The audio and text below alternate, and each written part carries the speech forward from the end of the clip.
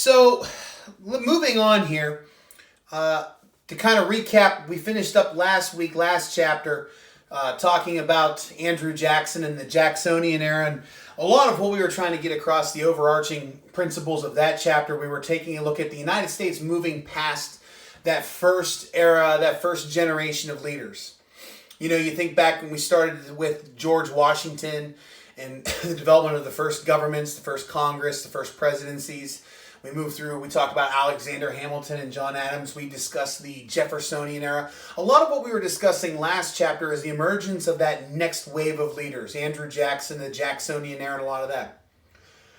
This chapter, we want to try to start switching gears a little bit. And really what's happening here is we're making our move towards this run towards the end of the year, making our way towards the Civil War.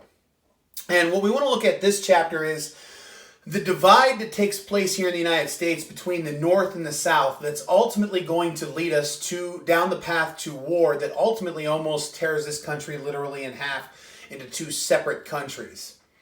Now, if you remember when we talked about this all the way back at the beginning of the year, it was always like there was basically two different countries that were tied together under the leadership of Great Britain. Even from the very beginning, when we talked about the foundation of those first 13 colonies, the southern colonies were much different than the northern colonies. They were agrarian colonies built on farming communities, smaller populations of people, considerably more spread out over the course of miles. You don't know your neighbors quite as well. In any farming community, you're going to see it takes a lot of land, and it's going to be much more sparse, much more loosely populated. And so they're not nearly as closely interwoven and connected as in the North. Whereas in the North, we talked about those colonies, this shorter growing season, the longer, more harsh winters, meant that any farming that they did do had to revolve around growing staple crops to feed themselves. And most of the people in the North had trades that they plied. They bartered, and they had skills that they would use to interwoven connected as a community, which means that they're much more tighter knit, which means they're more densely populated, which meant that there was more of a propensity to have cities. So we're seeing two different cultures that emerged all the way from the beginning back to that colonial period that's going to become more and more prominent as we get into this period we call the Antebellum period. Antebellum is a Latin term that literally means before war. So if you hear historians talk about the Antebellum period, what they're talking about is the period in American history, mostly the 1830s, 40s, and early 50s, where you see the United States making its way towards war. In this case, we're talking the Civil War. And so this antebellum period is what we want to talk about this chapter. And we want to talk about the development between the North and the South and how these two parts of the regions of the country are moving in totally separate directions. And a lot of what we're going to revolve around here is during this period of time is also coincides with the first real industrial revolution here in the United States. And it's this industrial revolution that's going to totally, very much highlight the differences between these different regions here in the United States. The North is much more industry driven. There are towns that eventually merge into cities, much more densely populated people. That means it's going to lend itself towards embracing the technology of the Industrial Revolution, whereas the farmers of the South are not going to embrace that. And what we're going to see as a result of this is that as the North embraces these changes through the Industrial Revolution and the technology, it's also going to change the culture of the North. And so as the North is embracing all of this, the South is rejecting it. They're seeing all these changes that take place in the North as un-American. The South is considerably more traditional, and while the North is becoming modern, the South is rejecting all of those new ideas. So real quick, the first thing we want to do is here, we want to kind of review and kind of regroup some of the things we had talked about earlier this year. Why is it that the North is embracing so much more of this than the South is? And what we see is during this period of early 1800s in the United States, we're talking that Jeffersonian period that we had already discussed a few chapters back, the northern population grows considerably exponentially faster than the southern population. And it happens for a number of different reasons. One, we talked about a couple of chapters back, improved technology. Particularly, we talked about farming technology. A couple chapters ago, we talked about Eli Whitney's invention of the cotton gin and interchangeable parts and how that changed American technology. Well, when we talk about the farming changes with John Deere and his steel plow, The fact is, farmers out in the countryside, out in the frontiers in the west and in the south, are able to grow considerably more crops now with fewer people, which means a lot of that population that was out in the frontier, out in the countryside, is now moving into the cities. And the people who live in the cities don't have to grow crops to feed themselves because the smaller number of farmers in the country are capable of growing enough crops to feed them. On top of this, we see immigration becomes more common in the mid 1800s, mainly because the Napoleonic Wars are over. As travel starts to become more common, you see ships improve. If the ships that are moving across the ocean can go faster, making more trips, and those same ships can do so more safely, and they can make those trips more common, well, we see it, and they don't have to worry about being attacked by armies and navies led by Napoleon. What we see as a result of this is an increase of immigration coming to the United States. And when those immigrants come here, what are they looking for? They're looking for jobs. So where do they settle? They settle in the cities. Where are all the cities? They're in the north. And lastly, we talked about during that period of time, the Jeffersonian period, the developments of medicine, how the United States developed their first medical schools. Where are all the schools? They're in the north. So where are all the medical schools and the best hospitals? They're in the north. Where are all those cities? They're in the north. So you have a larger population getting better healthcare treatment, better hospitals.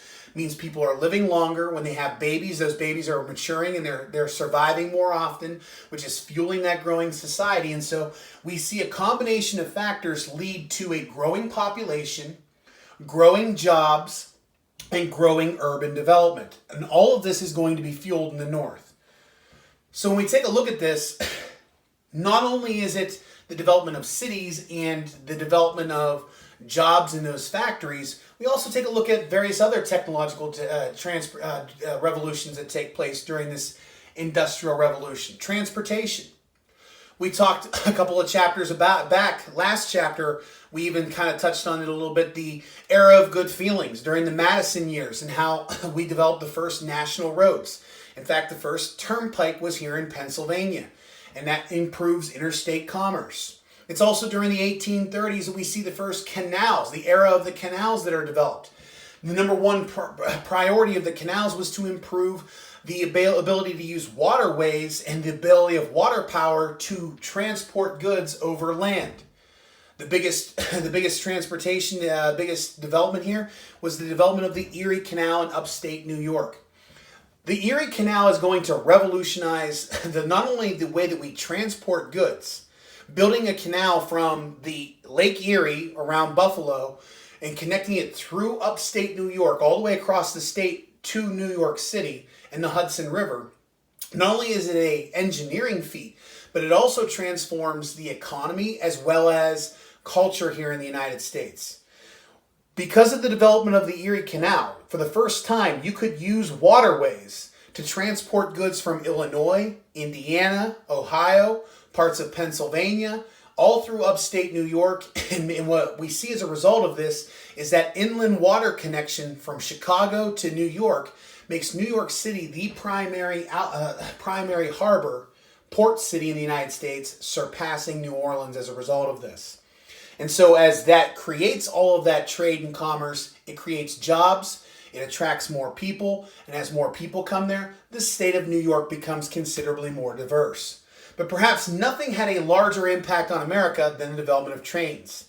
The canal era isn't going to last very long because it's very quickly replaced by the development of trains.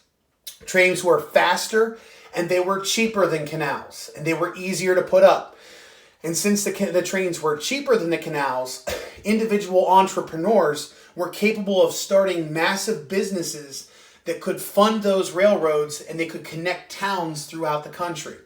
So what we see with the railroad development is you have a combination of entrepreneurs that are willing to pay for the railroads, that are willing to pay for the rail cars, that are willing to pay for the land around it, but then they connect with small, independent, local governments to connect all of these towns through their railroads. And as a result of this, we see the standardized gauging of railroad tracks. We see an industry that develops with factories having to create railroad ties, with being able to use the iron that's used for the actual rails. We see a lumber industry that has to create the wood for all of this. Factories that have to produce boxcars, steam engines, and all the other goods that go along with this. It fuels the economy funding these railroads. And what we see as a result of this is during the 1830s into the 1840s, nearly 3,000 miles of rail line is going to be laid all across the United States. And of those 3,000 miles, 4 times more railroad was laid in the north than in the south. Why? There are more towns. Those towns want to be interconnected. Those towns each have industries. They all have businesses. They have to transport their goods. Railroads were the fastest, cheapest, and most efficient way to transport your goods. Last thing we want to take a look at here today, communication. As the North is embracing railroads, they're also going to embrace everything that goes along with railroads. And around the same time, once again, you look at these different types of industries and how they're coupled and married together. Samuel Morse develops the telegraph system right around the same time that railroads start to become more popular here in the United States. And using his new system of communication, Morse code, Samuel Morse is able to transform the way Americans communicate through that telegraph system. Every time they built a railroad, the railroad was corresponded with a telegraph line. And those telegraph lines with the telegraph poles attached to every railroad would connect towns all across the United States. And using Morse's code with a series of dots and dashes, just at a click of a fingertip, you could easily send these messages back and forth. And within seconds, you could send a message from one town to another, revolutionizing communication. Now, the reason this is so important, newspapers. The only way that Americans got their information back then was either through word of mouth or by newspapers. Radios didn't exist, telephones certainly didn't exist, and very rarely did you actually see a number of different people. And so at various different towns, they had local newspapers. With the development of the telegraph system, we have the Associated Presses developed with a network of journalists across the country all sharing stories. So if something happens in your town, not only can you report it to the local constituency, but you can send messages to other towns and relay that information from one town to another all across the country so that people could get news and get information and be more informed. You couple that with the rotary presses during this industrial era, and we see people are able to produce daily newspapers. Once again, supply and demand. The more you provide something, the cheaper it becomes. And so we have cheap newspapers that are printed every day with Associated Press of journalists who are all sharing this information, relaying the information within seconds through telegraph systems, all that coincide with those railroad lines. Well, why is this important? All of it's happening in the north. The towns that are interconnected are in the north. The railroads that are interconnecting them with the telegraph lines are 4 times more likely to happen in the north. The towns where people are working and buying those newspapers that are being printed on the rotary press are all in the north. In the south, there's an increasing ability of the feeling of isolationism. They're not interconnected. They're not getting access to the information. It's not that Southerners were stupid. It's not that they couldn't read. It's not that Southerners couldn't have gotten access to this. It just wasn't as easy in the South because they didn't have towns. They didn't have towns that were interconnected with the railroads, and they weren't interconnected with the telegraphs. And so while all of this information, transportation, and all of this is evolving in the North, none of it is happening in the South.